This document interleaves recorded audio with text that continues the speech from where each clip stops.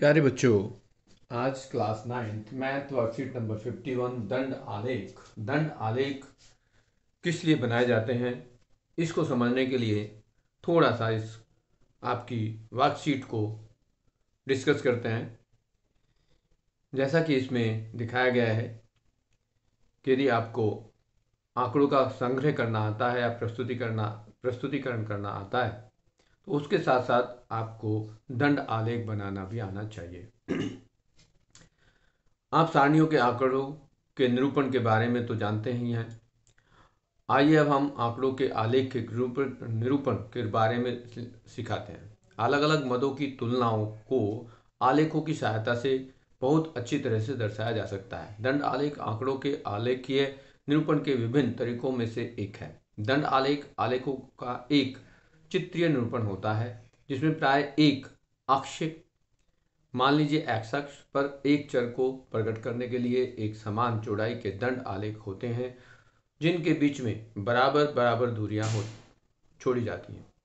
चर के मान दूसरे अक्ष, मान लीजिए वाई अक्ष पर हैं, दिखाए जाते हैं तो दंडों की ऊंचाई चर के मानों के पर निर्भर करती है। एक दंड आलेख को देखकर आंकड़ों को संबंधित प्रश्नों के उत्तर आसानी से दिए जा सकते हैं। आंकड़ों को एक दंड आलेख के रूप में निरूपित करने के विभिन्न चरण होते हैं। आइए इनमें से एक उदाहरण को समझते हैं। तो यहाँ आपको एक उदाहरण दिया गया है। दी गई सारणी किसी परिवार की विभिन्न मदों में होने वाले मासिक व्यय को निरूपित करती है। इन आंकड़ों को एक दंड आलेख द्वारा प्रदर्शित कीजिए।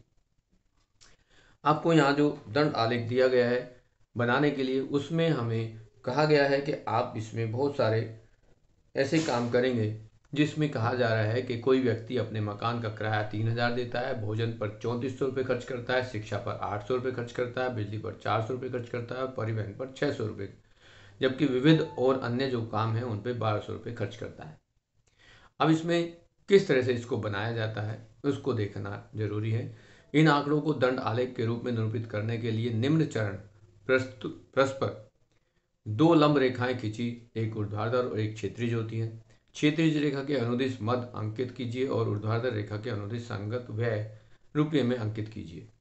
जैसा कि इसमें अभी दिखाया जा रहा है उसको हम दिखाएंगे। समान दूरी पर समान चौड़ाई के दंड आलेख बनाएं। ऊर्ध्वाधर रेखा के अनुदिश एक सुविधाजनक पैमाना लीजिए।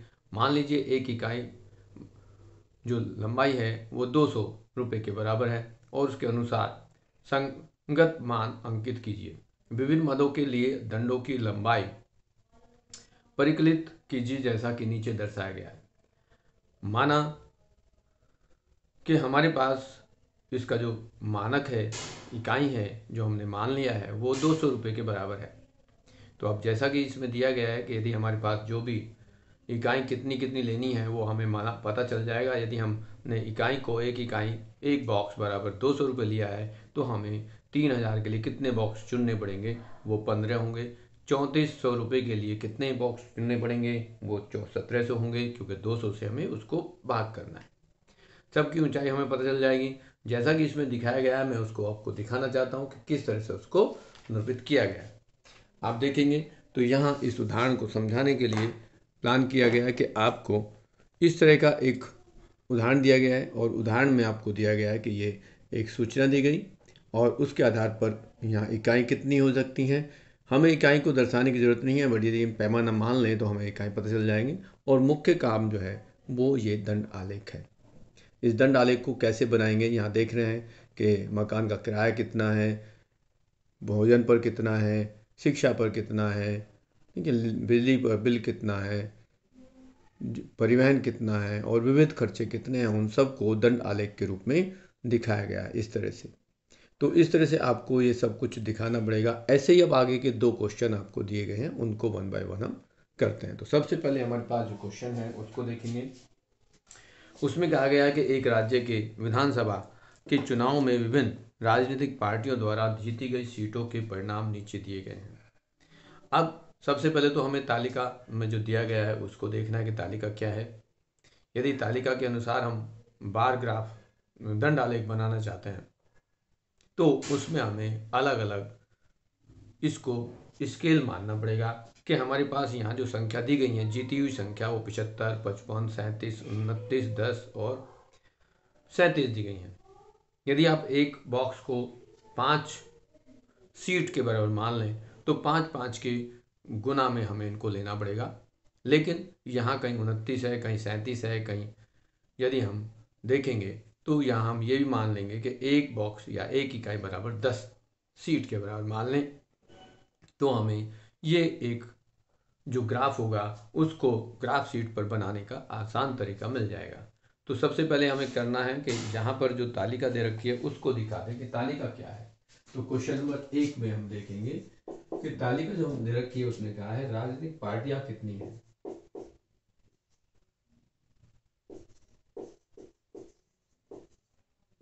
राजनीतिक पार्टी जो होती हैं वो कितनी है, उसके साथ में जीती गई सीटों को बताया गया।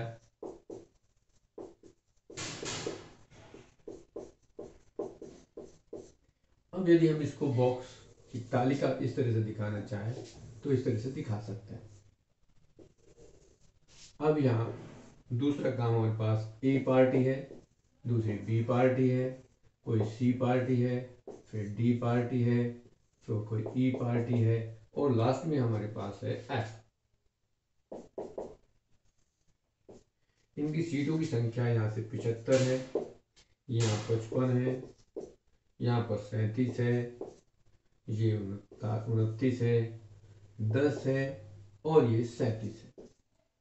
यदि आप इस तालिका को आधार पर यदि बार ग्राफ बनाना चाहेंगे तो कैसा बनेगा, अब हम उस पर चर्चा करते हैं। तो सबसे पहले हमें क्या करना चाहिए, सबसे पहले हमें मानना है कि हमारी जो ग्राफ शीट होगी, ग्राफ पर जो हम बनाएंगे तो वो किस तरह की होगी।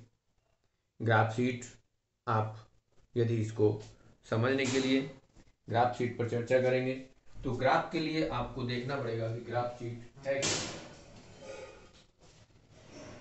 यहाँ ग्राफ को देखेंगे तो उसको समझना जरूरी है कि आपके पास जो ग्राफ शीट है वो किस तरह की आपको मिलेगी।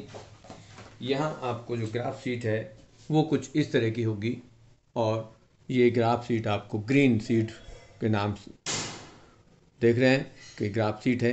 अब इस पर यदि हम ग्राफ बनाना चाहेंगे तो इसको हॉरिजॉन्टल या वर्टिकल जो भी हम लें उसको ले सकते हैं। अब यहाँ यदि इस तरह से लेना चाहते हैं तो हमारे पास यहाँ देखेंगे कि हमारी सीट के ऊपर कहीं ये क्षेत्रीय लाइन हम लेंगे या फिर ये ऊर्ध्वाधर लेंगे। तो इस पे हमें सबसे पहले नीचे एक लाइन खींच लेंगे जो एक्स अक्ष को दिखाएंगे और यहाँ एक लाइन इस तरह से खींचेंगे जो वाई अक्ष को दिखाएंगे। एक्स अक्ष और वाई अक्ष की जो लाइन होगी उस पे हम ये मानना पड़ेगा कि हमारे पास जो ग्राफ है उसकी जो इकाई है, उसका जो मात्रक है वो क्या होगा। तो सबसे पहले हम यहाँ इसका हल करेंगे। तो माना एक इकाई बराबर 10 सीट, एक इकाई मतलब 10 सीट मतलब एक बड़ा जो बॉक्स होगा उसको हम कह देंगे कि वो 10 इकाई के बराबर है, यानी कि 75 होगा तो क्या होगा, हम 7.5 इकाई लेंगे, मात्रक लेंगे, ठीक है। और यदि ये 55 है तो 5.5 लेंगे। अब यहाँ देखेंगे कि हम किस तरह से इसको बनाएंगे। तो सबसे पहले आप इसको इस तरह से दिखा दें कि ये एक लाइन है हमारे पास और ये हम कह देते हैं एक्स अक्ष, इसको कहेंगे वाई अक्ष। ये एक्स एक्सिस हो गया, वाई एक्सिस हो गया। यहाँ हमारे पास जो है वो 0 हम मार्क करते हैं और ये देखेंगे कि यहाँ पर 0 क्यों कर रहे हैं, क्योंकि यहाँ हम दिखाते हैं इसको मूल बिंदु। मूल बिंदु से जब हम राइट साइड में जाएंगे तो हमारे पास जो ए को दिखाना है, बी को दिखाना है, हमें 6 अल्फाबेट को दिखाना है, 6 पार्टियों का डेटा दिखाना है। तो सबसे पहले हम क्या करेंगे कि ये जो इकाई है, मात्रक है, सीट है, इनको हम यहाँ दिखाएंगे कि ये पहला एक 10, ये 20, ये 30, 40, 50, 60, 70, 80, 90, इस तरह से हम दिखाएंगे 10, 20, 30, 40, 50, 60, 70, 80, 90, इस तरह से दिखाएंगे। और यहाँ भी हम यदि इनको दिखाएं बॉक्स बराबर बराबर दिखाएंगे तो इस तरह से निशान हमें लगा लें। ग्राफ शीट पर हमें ऑलरेडी पहले से ही ग्राफ लगे हुए मिलते हैं कि उनमें लाइन हमें मिलती है। तो सबसे पहले हमारे पास ये देखना है कि हमारे पास जो सबसे ए पार्टी है और ए पार्टी की सीट कितनी है, वो है 75 है। तो 75 कहाँ होगा, 70 और 80 के बीच में होगा। और यहाँ हम एक स्पेस छोड़ करके इसको 75, 80 और 70 और 80 के बीच में देखेंगे तो यहाँ कहीं होगा। और यहाँ से हम इसको ऐसे ज्वाइन करेंगे, ये एक आयत चित्र बनाएंगे जिसको हम कहते हैं दंड। दूसरी जो इकाई है वो है 55, तो हम 55, 50 और 60 के बीच में कहीं होगी। तो यहाँ से हम देखेंगे कि उसमें फिर ये देखेंगे और एक स्थान छोड़ करके फिर यहाँ पर हम इस तरह से इकाई बनाएंगे, ये आपका अलग से वो हो जाएगा।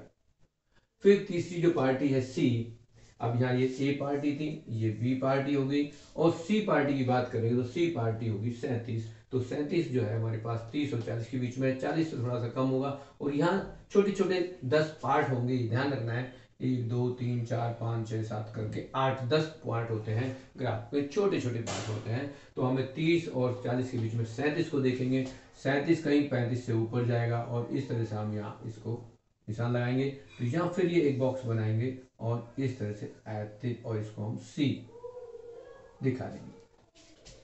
फिर डी को देखेंगे तो वो 29 है, 30 से कुछ कम है, 30 से एक ही कम है, तो बिल्कुल 30 के पास ले जाएंगे और इसको हम आगे लेंगे और फिर ये एक आयत चित्र इस तरह से बना देंगे, ये देखेंगे आप। फिर ये डी पार्टी के का बार ग्राफ बन गया। फिर ई को देखेंगे तो वो 10 है केवल, तो 10 तो एकदम नीचे आ गया और ये हम इस तरह से दिखाएंगे और ये आपके पास इस तरह से बार ग्राफ बनेगा। और लास्ट में एफ जो है वो 37 सीट लेकर जीती है, उसको 37 सीट मिली है। तो 37 फिर हम यहाँ जाएंगे तो ये फिर 30 और 40 के बीच में हम देखेंगे। तो हम देख रहे हैं कि यहाँ पर जो आपके पास ये था, इसको आगे बढ़ाते चले और देखेंगे कि अगला जो आयतचित्र होगा वो कहाँ बनेगा, इस तरह से बनेगा। तो ये हमारे पास ये डी ई एफ और ये हो गया एफ पार्टी। तो इस तरह से हम इसको बार ग्राफ बनाएंगे। इसके लिए हमने ये माना था, एक्स अक्ष और वाई अक्ष हमने माने थे, ये आपको बनाना है ग्राफ शीट के ऊपर। इस तरह से आपका जो बार ग्राफ है वो इस तरह से रिप्रेजेंट होगा, बनाना होगा। ठीक है, ये अलग अलग आपकी पार्टियां हो गई। यहाँ क्या दिखा रहे हैं, ये पार्टियों को दिखा दें आप, राजनीतिक पार्टी।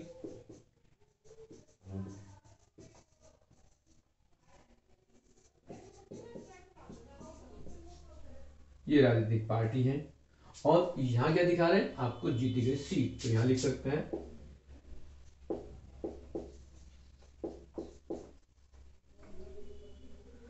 जीती गई सीट। इस तरह से आप इनको दिखा सकते हो कि ये हमारी सीट जीती गई है और ये हमारी राजनीतिक पार्टियां हैं A B C D E F. अब अगला क्वेश्चन देखेंगे तो अगले क्वेश्चन में भी आपको इसी तरह का एक दिया गया है। वर्ष 1998 से 2000 के बीच एक फैक्ट्री द्वारा निर्मित साइकिलों की संख्या निम्नलिखित सारणी द्वारा दर्शाई गई है।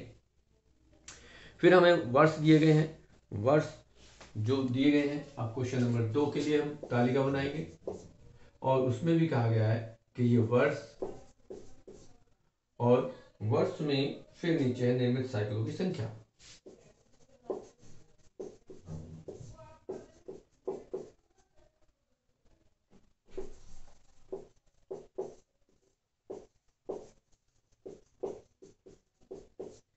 अब यहां फिर ये तालिका बनेगी, एडिट,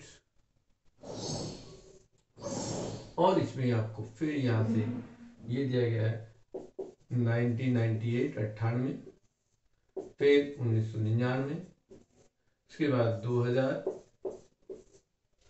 फिर 2000 के बाद 2001 और फिर 2002। यहाँ साइकिलों की संख्या ये 75 दे दी, फिर ये 55 दे दी, फिर 37 है, ये 29 है और फिर ये 10 है। अब यहाँ पर आपको पुनः फिर यही ग्राफ मानना पड़ेगा कि यहाँ हम फिर ये इसको हल करेंगे, तो फिर ये एक लाइन इसी तरह से हमें खींचनी होगी, इस तरह से। और यहाँ फिर हमें दिखाना है कि ये हमारा यहाँ निर्मित साइकिलों की संख्या लेंगे,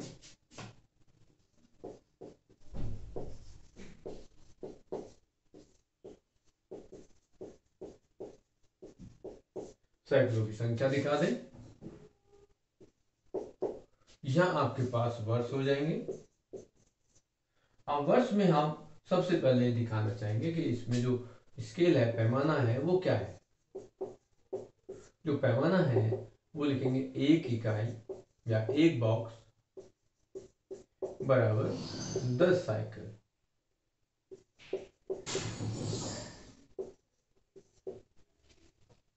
अब यहाँ 75, 55, 37, 29 और 10 है, तो फिर यहाँ हम ले लेंगे कि ये 10 ले लेते हैं, ये 20 कर देते हैं, 30 है, या 40 है, ये 50 है, ये 60 है, ये 70 है, ये 80 है। हमने यहाँ पर लिख दिया कि ये जो बॉक्स है हम 10, 20, 30, 40, 50, 60, 70 और 80 साइकिल लिख दी। और यहाँ हम वर्षों को दिखाएंगे कि वर्ष, पहला वर्ष कितना है, 198 है। तो 198 में कितनी साइकिल बनी, वो 70 और 75 के बीच में होंगी। तो यहाँ कहीं होगा। ये इस तरह से हम एक आयतचित्र बनाएंगे और इसको दिखा देंगे कि ये एक आयतचित्र दंड आरेख बना। और इस ये कब का बना है, 1998 में ये साइकिल बनी, कितनी, 75। फिर है 99 में बनाएंगे तो 99 55 होगी, तो 55 जो है वो यहाँ होगा। और यहाँ देखेंगे कि बराबर दूरी होनी चाहिए, ध्यान रखना है। और ये फिर हम दिखा देंगे। तो ये आपका काम हुआ 1999 में। फिर 2000 में देखेंगे तो 2000 में 37 जो है साइकिल बनी। और ये इस तरह से ग्राफ कहीं इस बनेगा और इसको लिखेंगे 2000। उसके बाद फिर आपके पास 29 है तो 30 से कम होंगी। फिर यहाँ ये आलेख बनेगा इस तरह से और फिर लिखेंगे 2001। तीसरा हम देखेंगे 2002 और 2002 में सिर्फ 10 साइकिलों का उत्पादन हुआ, तो उसको हम दिखाएंगे कि यहाँ ये आगे जो बार ग्राफ दिखा रहे हैं आप, वो इस तरह से होगा। और इसको लिखेंगे, ये 2002 का प्रोडक्शन है, ये हमारा एक्स अक्ष था और ये हमारा वाई अक्ष था। इस तरह से हमने स्केल माना, टेबल के अनुसार, तालिका के अनुसार ये हमने ग्राफ बना दिया। और इनमें हमारे पास जो ये आपकी आकृति बनी है वो आपका बार ग्राफ और ये ग्राफ शीट पर बनाना होगा। इसमें बहुत सारे क्वेश्चन आ सकते हैं कि ये भी क्वेश्चन पूछ सकते हैं, आपको ये फिगर बना के दे दी जाए और पूछ लिया जाए कि 2000 में कितनी साइकिल बनी। 2000 में 2000 ये सन लिखा हुआ है, कितनी साइकिल बनी, यहाँ पर देखेंगे ग्राफ पे ये कितना बना हुआ है, तो ये 37 है। ये भी क्वेश्चन पूछा सकता है कि किस साल में सबसे ज्यादा साइकिल बनी और किस साल में सबसे कम बनी। तो सबसे ज्यादा बनी 1998 में और सबसे कम बनी 2002 में। और भी कई क्वेश्चन हो सकता है कि इनमें अंतर कितना हुआ, सबसे अधिक जब साइकिल बनी और सबसे कम बनी उनका अंतर कितना हुआ। तो 75 ये है और 10 ये है, 75 और 10 का अंतर 65 हो गया, तो 65 साइकिलों का अंतर हो गया 5 साल के अंदर। इस तरह के कई क्वेश्चन बन सकते हैं। यदि हम प्रीवियस क्वेश्चन में देखें, इस क्वेश्चन में देखें कि सबसे ज्यादा सीटें किस पार्टी ने जीती, तो वहां ए पार्टी ऐसी है जिसने सबसे ज्यादा सीटें जीती। सबसे कम सीट किसने जीती, वो ई पार्टी ने जीती। टोटल सीट कितनी थी, तो यहां से इन सबको जोड़ करके बता सकते हैं कि वो टोटल सीट कितनी थी। इनमें सबसे अधिक और सबसे कम में अंतर कितना हुआ, ये भी पता कर सकता है, ये भी पूछा जा सकता है। तो इस तरह के क्वेश्चन जो होंगे वो अलग अलग तरह से क्वेश्चन पूछे जा सकते हैं। यहाँ इसमें ये पूछा सकता है कि ग्राफ बना दिया जाए और उसमें पूछा जाए कि इसका जो स्केल है, पैमाना, वो क्या माना है, यही पूछ सकता है।